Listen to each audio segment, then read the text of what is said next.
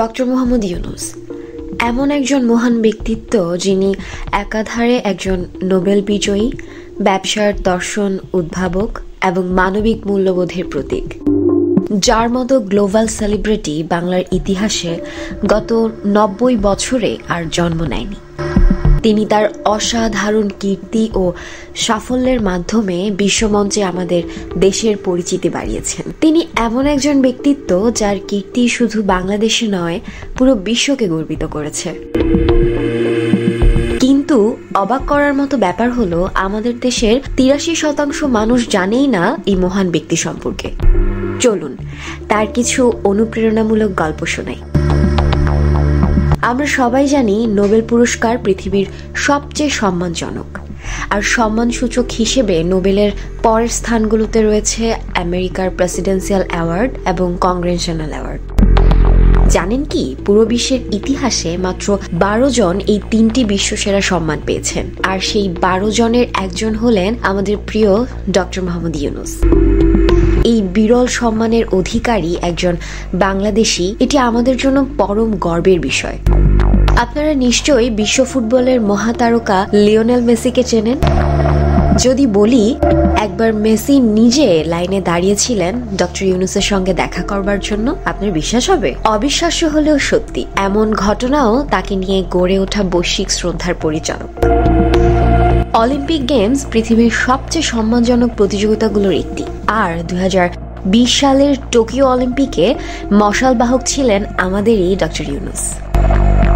এই এক সম্মানই প্রমাণ করে তিনি কেমনভাবে বিশ্বমঞ্চে শ্রদ্ধার আসনে বসে আছেন। ডক্টর ইউনূস বিশ্বের শীর্ষস্থানীয় বুদ্ধিজীবীদের তালিকায় বরাবরই স্থান পান। মুসলিম বিশ্বে নোবেলজয়ী এমন একজন মানুষকে পাওয়া সত্যিই বিরল। কিন্তু তিনি শুধু বিশ্বমঞ্চেই নন, নিজ দেশেও গর্বের প্রতীক। তার প্রতি বিশ্বজুড়ে সম্মান এমন পর্যায়ে যে মাইক্রোসফটের প্রতিষ্ঠাতা বিল গেটস একদিন নিজে গাড়ি চালিয়ে তাকে সিলিকন ভ্যালি শহর ঘুরিয়ে দেখান। অথচ এই মহান মানুষকে আমাদের দেশে বারবার অপমানিত হতে হয়েছে। কোর্ট কাছারিতে ৮০ বছরের এই বৃদ্ধ মানুষটিকে লিফট বন্ধ করে ৮ তলা পর্যন্ত হেঁটে যেতে বাধ্য করা হয়। এই ঘটনা ৪০ বারের মতো ঘটেছে। যিনি সারা বিশ্বে সম্মানের আসনে বসে আছেন, তার সাথে আমাদের দেশে এমন অসম্মানজনক আচরণ সত্যি অত্যন্ত দুঃখজনক। জানেন কি, ডক্টর ইউনূস বাংলাদেশে একটি আন্তর্জাতিক মানের বিশ্ববিদ্যালয় করতে চেয়েছিলেন। তার ইচ্ছে ছিল বিশ্বের সেরা প্রফেসররা সেখানে এসে ক্লাস নেবেন। তার ডাকে এমনকি বিল গেটস বা আমেরিকান প্রেসিডেন্টও সেখানে বক্তব্য দিতে চলে আসতেন।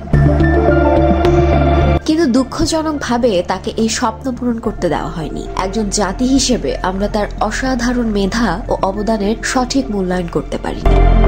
ডক্টর মোহাম্মদ ইউনূস সম্পর্কে যত গভীরভাবে জানবেন, ততই উপলব্ধি করবেন যে তার মতো একজন ব্যক্তিত্বের সঙ্গে আমাদের পরিচয় সত্যি আমাদের প্রাপ্যের চেয়েও অনেক বেশি। ডক্টর ইউনূস শুধু বাংলাদেশের নয়, পুরো বিশ্বের সম্পদ। আসুন আমরা তাকে সঠিক সম্মান দিতে শিখি এবং তার আদর্শ থেকে অনুপ্রাণিত হই। Desk report, world fusion.